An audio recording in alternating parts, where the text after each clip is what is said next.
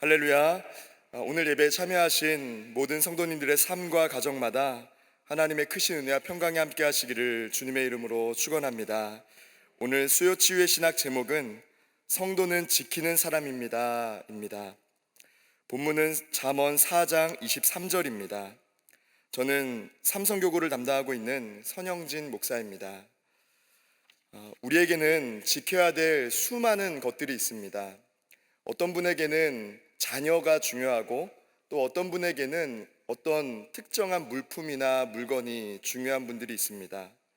가만히 생각해 보면 우리에게는 중요하게 여길 만한 것들이 참 많은 시대 속에서 살아가고 있다는 것을 보게 됩니다.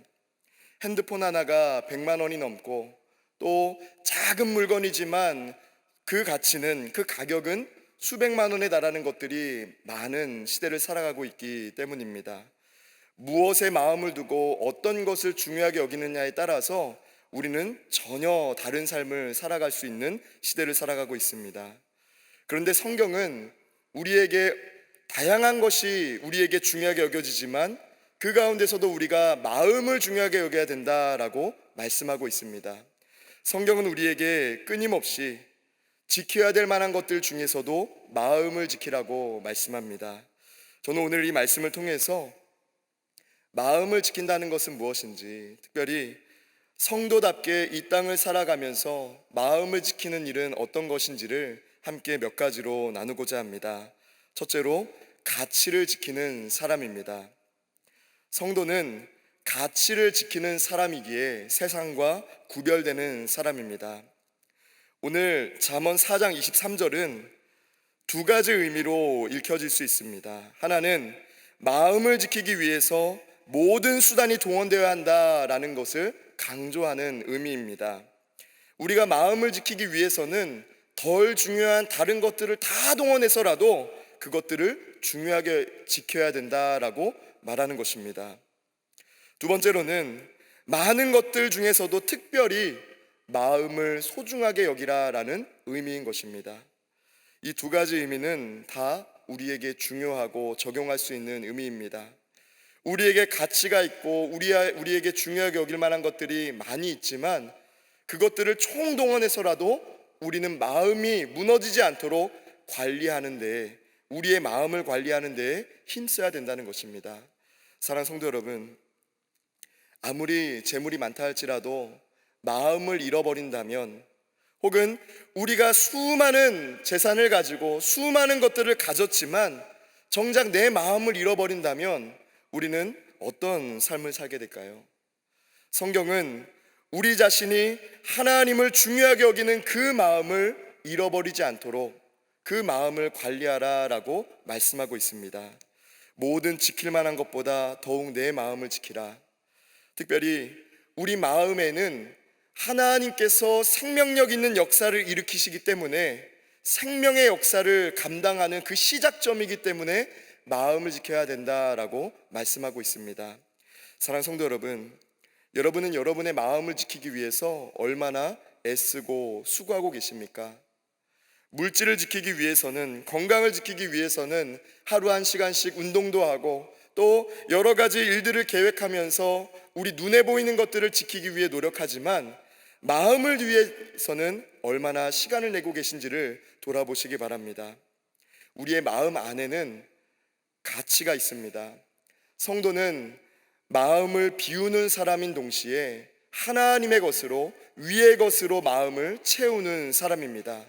마음을 비우라는 종교는 많이 있습니다. 고행을 하면서 또 여러 가지 노력을 통해서 마음을 비우라는 종교는 많이 있습니다. 그러나 위의 것으로, 하나님 나라의 것으로 우리의 마음을 채우라는 종교는 오직 기독교뿐입니다. 여러분의 마음에는 무엇을 담고 있습니까?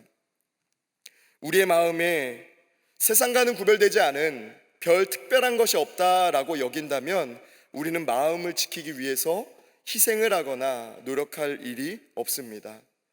그러나 오늘 잠언 4장 23절의 말씀을 기억하며 내 마음 안에는 생명의 역사가 일어나는 그 근원 내는 것이 있다라는 것을 기억한다면 우리는 그 무엇보다도 마음을 지키기 위해 노력해야 될 줄 믿습니다. 하나님께서는 우리 안에 새로운 마음을, 새로운 영을 부어주시는 것으로부터 새로운 역사를 써가시기 때문입니다. 우리의 가정이 변화되기를 원하고 우리의 자녀들이 변화되기를 원하고 내 삶이 변화되기를 원한다면 하나님은 그 시작점을 우리의 마음, 우리의 마음의 중심으로 여기시기 때문에 우리는 우리의 마음을 중요하게 여겨야 될 줄 믿습니다. 사랑하는 성도 여러분, 저는 가치를 우리가 한번 생각해 보기를 원합니다. 우리의 마음을 깨어뜨리고 또 우리의 마음을 해치는 일들과 상황과 말들 속에서 우리가 마음을 얼마나 지키기 위해서 노력하고 있었는지를 돌아보기 원합니다. 내 마음에는 무엇이 담겨 있는지를 돌아보고 특별히 내 안에 있는 하나님 나라의 생명의 가치, 하나님의 그 생명의 역사를 귀하게 여기는 마음이 저와 여러분에게 있으시기를 주님의 이름으로 축원합니다. 한나는 하나님께 기도하는 사람이었습니다. 아마 오늘날에 한나가 있었다면 그 모든 예배도 다 참석할 뿐만 아니라 눈물로 한 가지 소원을 위해서 열심으로 기도했던 사람이라고 할 수 있습니다. 하나님께서 그의 삶에 그가 그토록 원했던 자녀를 허락하셨습니다. 보통 우리가 기도하면 기도 제목이 끝난 뒤에는 우리 기도 생활이 달라지게 됩니다. 소원해지게 되고 원하는 것을 얻었기 때문에 다른 모습으로 신앙생활을 할 수 있습니다. 그러나 한나는 하나님께서 그에게 귀한 아들을 주신 이후에 다시금 제단에 올라가 하나님께 기도합니다. 하나님은 우리를 죽이기도 하시고 살리기도 하시며 하나님은 하나님을 존중히 여기는 자를 존중히 여기시는 분입니다 라고 고백합니다. 사랑하는 성도 여러분, 저와 여러분에게 어떤 특정한 기도 시간, 기도회를 참여하는 것도 중요한 일입니다. 그러나 우리의 일상생활에서 내 안에, 내 마음 안에 하나님을 존중히 여기는 마음을 담고 살아가시는 것이 더 중요한 줄 믿습니다. 그 어떤 기도보다, 그 어떤 시간보다 내 마음 안에 하나님을 존중히 여기는 마음이 있을 때 하나님은 그의 인생과 삶을 존중히 여기실 뿐만 아니라 그가 원하는 것을 이루어 주실 줄 믿습니다. 한나는 열심히 기도했기 때문에 응답받은 사람이 아니라 마음의 중심이 달랐기 때문에 응답받은 사람이었다는 것을 기억하는 저와 여러분 되시기를 주님의 이름으로 축원합니다. 오늘 말씀에 나오는 생명의 근원이라는 말은 솟아나다, 나오다라는 의미를 갖는 표현입니다. 특별히 우리의 삶에 활력이 필요하고 새로운 생기가 필요하고 어떤 살아갈 만한 이유가 필요할 때 우리는 잠시 신앙생활을 멈추는 분들이 있다는 것을 알고 있습니다. 잠깐 활기찬 삶을 위해서 그동안의 일상을 좀 벗어나 일탈을 혹은 새로운 일들을 해보려고 합니다 라고 말씀하시는 분들이 있습니다. 그 내려놓는 일들 중에는 신앙생활이 있음을 보고 깜짝 놀라기도 합니다. 여러분, 우리의 삶에 활기가 필요하고 새로운 힘이 필요할 때 우리는 무엇을, 또 우리는 어떤 일을 해야 될까요? 오늘 말씀은 생명의 근원이 우리의 마음 안에 있기 때문에 마음을 중요하게 여기라 라고 말합니다. 내가 다시금 생명력 있게, 내가 다시 활기를 가지고 내 삶에 다시금 힘 있는 삶을 살아가고 싶을 때 여러분의 마음을 다시금 하나님의 것으로 채우는 역사를 경험하는 저와 여러분 되시기를 주님의 이름으로 축원합니다.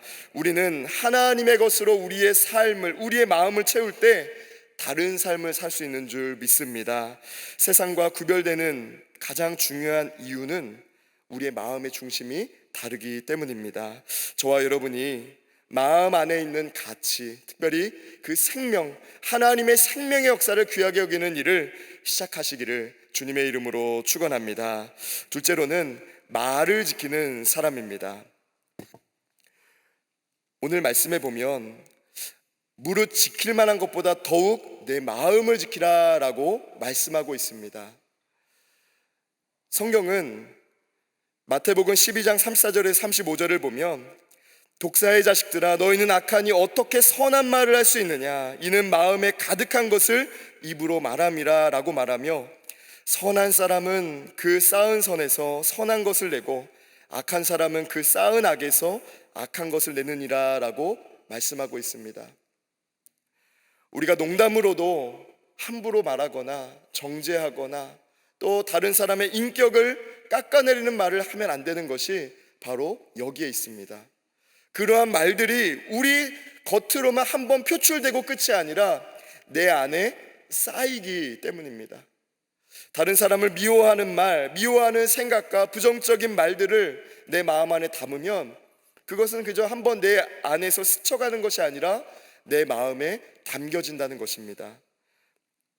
마치 그릇에 쌀알이 가득 담기듯 우리 안에 그 마음에 그 말들이 담겨져서 그것이 겉으로 표현된다라는 것입니다. 이어서 예수님은 마태복음 12장 30절에서 이렇게 말씀합니다. 내 말로 의롭다함을 받고 내 말로 정죄함을 받으리라. 사랑하는 성도 여러분, 우리가 마음을 지킨다는 것은 어떤 추상적이거나 어떤 그냥 형상학적인 의미로서의 마음을 지키라는 의미가 아닙니다. 구체적으로 내 삶에서 표현되는 언어를, 내 삶에서 표현되는 그 마음의 생각들을 지키라는 의미인 것입니다.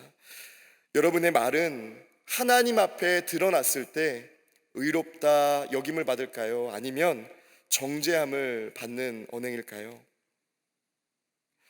저는 아무도 보지 않는 곳에서, 특별히 누군가 저를 평가하거나 어떤 말을 하는가 주목하지 않는 환경 속에서 제 안에 있는 감정 그대로 표현되고 때로는 다른 사람의 마음을 속상하게 하는 말들이 나오는 것을 경험하곤 했습니다. 사랑하는 성도 여러분, 우리의 믿음이 새로워지기를 원합니다. 존 웨슬리는 마음의 할례에 대해서 이렇게 말합니다. 마음의 할례란 외적 할례를 말하는 것이 아니라 하나님의 형상대로 새롭게 된 영혼과 마음과 영의 올바른 상태를 의미한다라고 말하고 있습니다.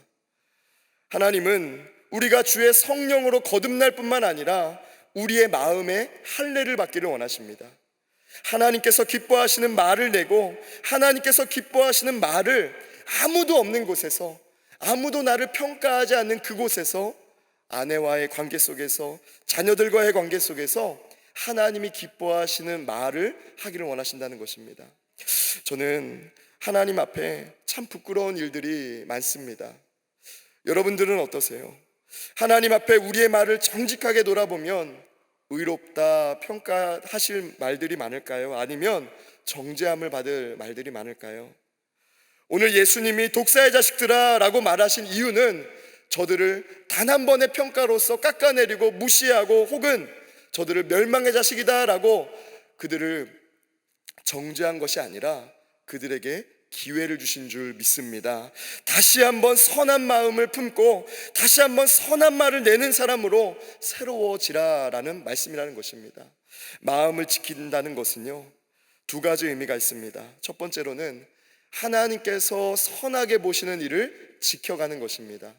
하나님께서 선하게 보시는 말은 지키되, 두 번째로는 하나님께서 악하게 보시는 말과 행위를 버리는 일입니다. 여러분, 저는 종종 이사를 할 때 챙겨가야 될 것들보다 버려야 될 것들 때문에 더 많은 고민을 하게 됩니다. 분명히 생긴 거는 버릴 만한 것인데 나중에 언젠가는 또 쓰게 될 것 같아가지고 버려두지 못하고 한쪽 구석에 이렇게 두어가지고요, 버릴 것이 없는 상태가 되는 거예요. 우리의 삶에도 버려야 될 것들이 있습니다. 언젠가는 저 사람이 나한테 악하게 말하면 언젠간 이 표현을 꼭 써야지.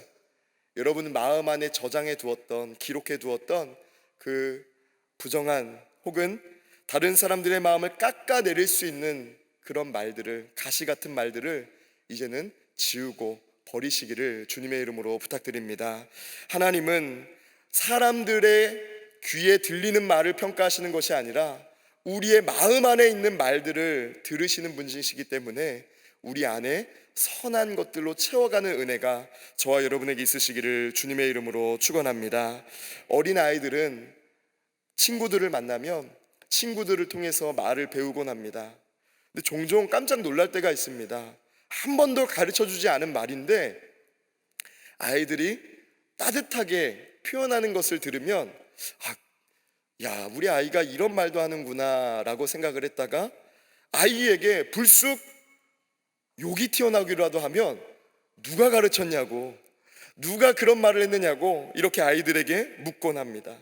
여러분, 저는 우리가 다시금 하나님 보시기에 어린아이와 같은 삶으로 돌아가서 우리 주변에 있는 말들을, 특별히 선한 말들을 잘 흡수하는 사람 될 뿐만 아니라 우리가 듣는 말들 중에 악한 말들을 버릴 수 있는 그런 지혜로운 사람, 지혜로운 믿음의 사람 되시기를 주님의 이름으로 축원합니다.